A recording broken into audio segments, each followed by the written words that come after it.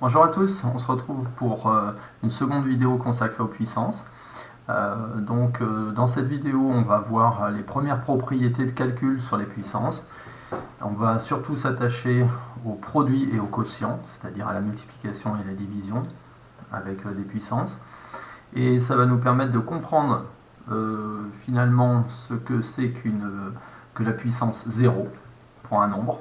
Voilà, ainsi que aussi les puissances négatives. Voilà, donc tout un programme. On démarre tout de suite avec, finalement, on retrouve ici là, le cours qu'on avait laissé dans la dernière vidéo. On va s'intéresser en fait à cette première propriété là. Propriété qu'ici on voit sous le nom de produit de puissance. Donc dans cette propriété, eh bien, on nous propose un exemple, 10 puissance 4 fois 10 puissance 3, et on nous dit que, bien,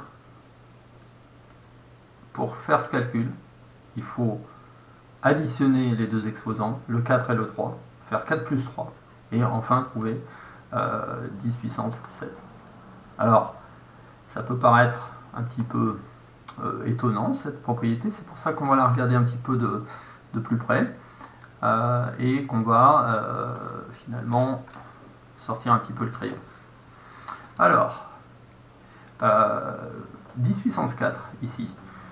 Si on écrit ce que c'est, ben c'est 10 fois 10 fois 10 fois 10. C'est avec 4 fois le 10 là dans le produit. C'est ce qu'on a vu dans la précédente vidéo lors de la définition. 10 puissance 3, eh bien c'est 10 fois 10 fois 10. Vous avez ici, vous avez 3 10. Si là vous en avez 4 et là vous en avez 3, eh bien finalement, vous allez en avoir combien? Vous allez en avoir en tout 7. C'est pour ça que finalement, ici, pour calculer 10 puissance 4 fois 10 puissance 3, eh bien, en fait, il suffit de prendre le 4, de l'additionner avec le 3, et ça nous fait finalement 7 ici. Alors, si on essaie d'écrire cette propriété d'une façon un peu plus générale, on va l'écrire donc 10 exposant A multiplié par 10 exposant B. À quoi ça va être égal? Ça va être égal à 10 exposant A, d'une part, plus B. Voilà. Donc voilà une règle finalement relativement simple à retenir. La seule chose où il faut... la seule attention qu'il faut avoir, c'est qu'ici vous avez bien un signe multiplié. On est en train de calculer un produit. Et pour calculer ce produit, ben, qu'est-ce qu'on fait? On fait une somme. Or, vous savez que la somme, c'est toujours plus facile à effectuer qu'un produit. Hein. Voilà, donc là, du coup, ça c'est la première règle que vous allez apprendre sur les puissances, eh c'est plutôt celle-ci, hein, c'est la règle du produit. Et vous voyez qu'on transforme le produit en somme. Donc ça, c'est quelque chose d'assez fondamental là, sur les puissances. Donc c'est une première règle qu'il faut retenir. Voilà. Alors, maintenant, là on l'a écrit dans le cas général avec un A et avec un B. Mais on pourrait se poser la question, ce A et ce B, ici c'était des entiers, c'était 4 et 3, mais imaginons que l'un des deux vale 0. Qu'est-ce que ça nous donnerait en fait? Il suffit de tester en fait la propriété qu'on vient d'écrire pour le savoir. Hein. Donc on va prendre par exemple le B égale à 0, tout simplement. Et donc ça va nous donner, si je réécris la précédente, cette propriété avec B égale 0, pour voir un petit peu le résultat que ça nous donne. Ça nous donne 10, donc là on va mettre plutôt si B égale 0. Ça nous fait 10 puissance A fois 10 puissance 0. Voilà. Alors ici c'est bien 1, 0 hein, que je veux écrire. Voilà, je le fais un peu gros. Ça va être égal à quoi? D'après la règle précédente, hein, si on imagine qu'elle continue de s'appliquer, ça va nous faire 10 puissance A plus 0. Voilà. a plus 0. Et 10 puissance a plus 0, c'est quoi? Bah, c'est 10 puissance a, tout simplement. 10 puissance a. Alors, tout des petits bugs ici avec la tablette tactile, mais on ne perd pas confiance et on l'écrit. 10 puissance a. Donc, si maintenant on regarde en fait ce qu'on vient d'écrire, eh bien, on a une égalité, on a une drôle d'égalité avec, d'une part, 10 puissance a fois 10 puissance 0. On ne sait pas vraiment trop ce que ça vaut au départ, mais on se dit que ça pourrait valoir 10 puissance a. Alors, pour que cette égalité puisse être vraie, il faut absolument que ça soit égal, tout simplement, à 1. Voilà. Pourquoi? Parce que 10 puissance a fois 1, ça fait 10 puissance a. Donc du coup, pour que ça puisse être égal, il faut que lorsqu'on a une puissance de 10, lorsqu'on a 10 puissance 0, il faut que ça soit égal à 1. Et ça, c'est une règle, là aussi, qu'on va se donner comme une règle générale. D'ailleurs, en fait, c'est ce qui apparaît ici en cours. Vous voyez que on nous le dit quelque part. On nous dit ici que c'est par convention que 3 puissance 0 est égal à 1, par exemple, mais n'importe quel nombre à la puissance 0, en réalité, ça va être égal à 1. Voilà, donc ça, c'est une autre chose aussi qu'il y a à retenir. Hein. Là, ici, vous aviez, dans un petit coin, vous avez ce 3 puissance 0 qui est égal à 1, mais en réalité, vous pouvez écrire finalement que si vous aviez ici 5 puissance 0, c'est aussi égal à 1, d'accord. 10 puissance 0, c'est aussi égal à 1, d'accord. Et finalement, n'importe quel nombre élevé à la puissance 0, ça va toujours être égal à 1. Donc ça c'est aussi une règle qu'il faut retenir. C'est la règle de la puissance 0. Donc la puissance 0 d'un nombre, c'est 1. Voilà. Là encore une fois, on a vu deux règles. Hein. La règle du produit et la règle de la puissance 0. Et deux règles qui sont deux propriétés qui sont assez faciles à retenir. Et qui sont essentielles pour que vous compreniez bien la suite. Alors, c'est les puissances, hein, c'est un petit peu comme un jeu de construction. Une fois qu'on a les premières règles, on peut s'intéresser aux suivantes. Donc là, on va parler un petit peu du quotient cette fois-ci. On a parlé du produit, on va parler un petit peu du quotient. Alors, pour étudier le quotient, on va commencer avec un exemple là aussi. On va prendre cet exemple-là. Voilà. On va s'intéresser à celui-ci. Alors, j'étends un peu ma fenêtre. Oula, petit trait parasite. Voilà. Donc, on prend un petit peu notre stylo et on s'intéresse à cet exemple-là. Donc, on a 10 puissance 7. Cette fois-ci, attention, c'est un quotient, donc c'est divisé par 10 puissance 3. Alors, on nous dit que là, bien, on va prendre le 7 et on va soustraire le 3 et ça va nous donner 4. Alors là aussi, on peut se dire, bon, c'est une règle qui paraît un peu surprenante au départ. Alors essayons de voir dans le détail en fait ce qui s'est passé pour que ici on ait ce fameux moins qui apparaisse. Alors, en fait, on l'écrit. Donc 10 puissance 7, c'est 10 fois 10 fois 10 fois 10 à 7 reprises. Sur 10 puissance 3, donc c'est 10 fois 10 fois 10 seulement. Voilà. Et en fait, ici, ce qui se passe, alors ici, ça serait peut-être bien justement qu'on l'écrive en entier, finalement, ce qui se passe. Parce que c'est pour que vous compreniez bien la simplification qui va avoir lieu. Donc, écrivons-le. Donc là, je vais prendre un petit stylo. On va prendre un petit stylo noir seulement, ici, pour écrire la chose. Donc ici, vous avez 10 puissance 7. Voilà. Sur 10 puissance 3.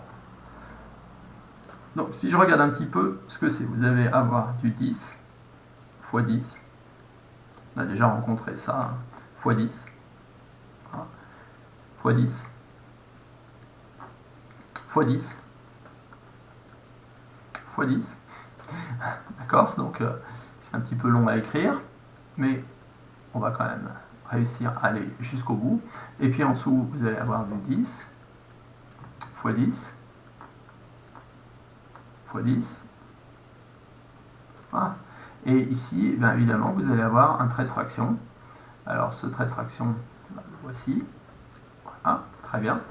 Et donc, ben, si on essaye de simplifier un petit peu cette fraction, justement, ben, on sait que ce 10, on pourra le simplifier avec celui-ci, par exemple. Celui-là, on va le simplifier avec lui. Celui-là, on va le simplifier avec lui. Finalement, il nous reste 2 10, et il en reste 4. Voilà, c'est ce qui apparaissait là, ici, dans notre expression. Et ici, ils ont fait apparaître le 1, parce qu'effectivement, on pourrait toujours imaginer qu'on écrit fois 1, ici. Donc, il reste quand même un 1 au dénominateur. Et ça va nous faire, finalement, 10 fois 10 fois 10 fois 10 sur 1. Finalement, ça, c'est 10 puissance 4.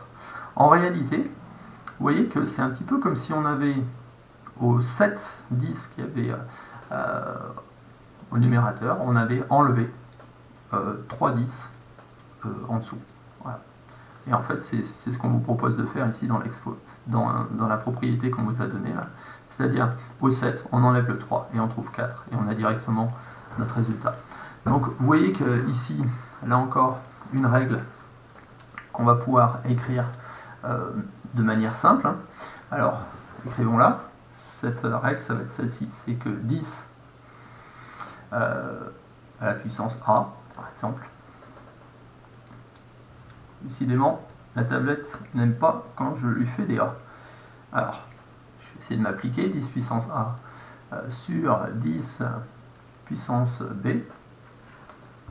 Ça ne semble pas aimer beaucoup plus mes B non plus. Voilà, 10 puissance A sur 10 puissance B. Eh bien, ça va être égal à quoi? Ça va être égal à 10 puissance A moins B. Voilà, donc ici, une deuxième règle sur les puissances, qui est en fait la règle du quotient. En fait. Tout à l'heure, on avait la règle du produit, c'est-à-dire que le produit, on le transforme en somme. Ben là, le quotient, on va le transformer en soustraction. Donc, voilà une deuxième règle qui est assez fondamentale et qu'il va falloir retenir aussi. C'est la deuxième règle sur les puissances. C'est la règle, justement, du quotient. Alors, pour... avant d'attaquer les exercices, on va en arriver en fait aux exposants négatifs. Alors pourquoi on va arriver aux exposants négatifs? Tout simplement, il suffit de regarder cet exemple-là, qui va être assez fondamental lui aussi. Donc, d'ailleurs, je vais l'agrandir un peu. Voilà, pour que on puisse un tout petit peu donner le détail de ce calcul. Vous voyez que tout à l'heure, on a pris le cas d'un quotient avec un exposant qui était plus important au numérateur qu'au dénominateur. Mais qu'est-ce qui se passe si finalement c'est l'inverse? Qu'est-ce qui se passe si l'exposant du numérateur, c'est-à-dire celui qui est au-dessus, il est plus petit que l'exposant du dénominateur qui se trouve en dessous. Alors ça, c'est... si on regarde un petit peu le détail, là encore une fois, 10 puissance 5, ça va être tout cet enchaînement ici qui est écrit. Ici, vous avez donc 10 puissance 8, donc 8 fois le 10 qui apparaît. Et maintenant, si on regarde la même simplification qu'on avait fait pour l'exemple précédent, on va le faire là, maintenant pour celui-ci. Donc ce 10 va simplifier avec celui-ci, ce 10 va simplifier avec celui-là, celui-ci avec celui-là, et ainsi de suite, hein, lui avec lui avec lui, d'accord? Et qu'est-ce qui va nous rester finalement? Il va nous rester des 10, mais juste des 10 en dessous. Donc ici encore, hein, je vous rappelle que rien n'interdit le fait d'écrire x1 pour ne pas laisser finalement un numérateur complètement vide. Hein. En fait, on va laisser quand même un 1. Donc le résultat de cette opération, ça va être 1 sur 10 fois 10 fois 10. Or, 1 sur 10 fois 10 fois 10, on sait ce que c'est. Hein. En fait, c'est égal à 1 sur 1000, en fait, ce résultat. C'est-à-dire égal à 1 millième. Voilà. Or, 1 millième, ça vous le savez depuis plusieurs années, hein, ce que c'est. 1 millième, c'est quoi? C'est aussi égal à 0,001. Voilà, donc en fait, d'un autre côté, ici, si je continue de regarder mon calcul ici, 1 sur 10 fois 10 fois 10, ça peut aussi s'écrire 1 sur 10 puissance 3. Voilà. Et si je reprends ma règle vue tout à l'heure sur le quotient, cette règle, on va la rappeler, hein, cette règle c'est celle-ci, 10 avec ici un A. Alors, il ne faut pas que je me mette trop hors du cadre, hein, parce que sinon vous n'allez pas y voir grand chose. Donc, on va revenir plutôt dans le cadre. Donc 10 exposant A. Voilà. Alors, ce serait bien que j'arrive à l'écrire. Alors,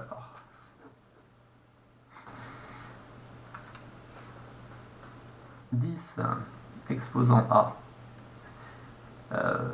sur 10 exposant B, on a vu que c'était égal à 10 exposant A moins B. Voilà. Donc ici, si je mets 5 et si je mets 8, d'accord, je vais simplement remplacer ici. Hein. Je vais gommer ici mon A, je vais gommer mon B, et je vais les remplacer par les nombres qui nous intéressent. Donc on peut même changer éventuellement la couleur du stylo. Hein. Donc ici je vais mettre plutôt un 5, 10 exposant 5, et ici je vais mettre un 10 exposant 8.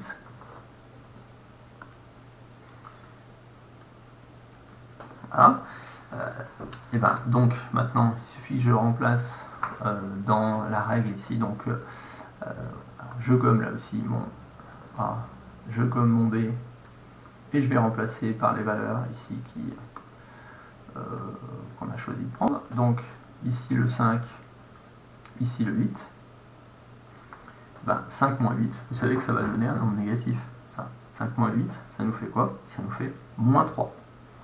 Moins 3. Donc ici, alors ce petit bout de rouge, on l'efface. Et finalement, on va pouvoir donc donner la réponse finale. Ça va nous faire, alors, plutôt l'écrire, on reprend le stylo rouge. Voilà. Et ici, on va avoir du 10 puissance moins 3. Donc en fait, finalement, vous voyez que là, on arrive, et c'est ce qui va terminer en fait cette vidéo, on arrive à ce qu'on appelle les puissances négatives ici. Les puissances négatives, ça a un sens, ça existe. Ici, eh bien, on voit que 10 puissance moins 3, en fait, ça va être la même chose que, ça va être égal à 1 sur 10 puissance 3. D'accord, hein, c'est ce qui a été écrit ici dans notre calcul. Et que finalement ce 1 sur 10 puissance 3 c'est 1 sur 1000, 1 millième, autrement dit 0,001. Voilà, donc les puissances négatives, notamment de 10, ça existe. Et voilà. Alors ça peut paraître un peu surprenant, mais vous allez voir que vous allez vous familiariser avec cette notion dans le cadre des exercices et que pour vous ça va devenir tout à fait naturel. Donc là on a vu des propriétés, les propriétés essentielles sur les puissances hein, pour bien débuter, c'est-à-dire le produit et le quotient. Et on a vu ce que c'était que la puissance 0, et on a vu ce que c'était, on a commencé à voir ce que c'était que les puissances négatives avec les puissances de 10. Et finalement, la vidéo qui va suivre va vous donner en fait on va travailler sur des exercices et pour vous familiariser avec ces propriétés. Vous allez voir que ça va venir très très vite.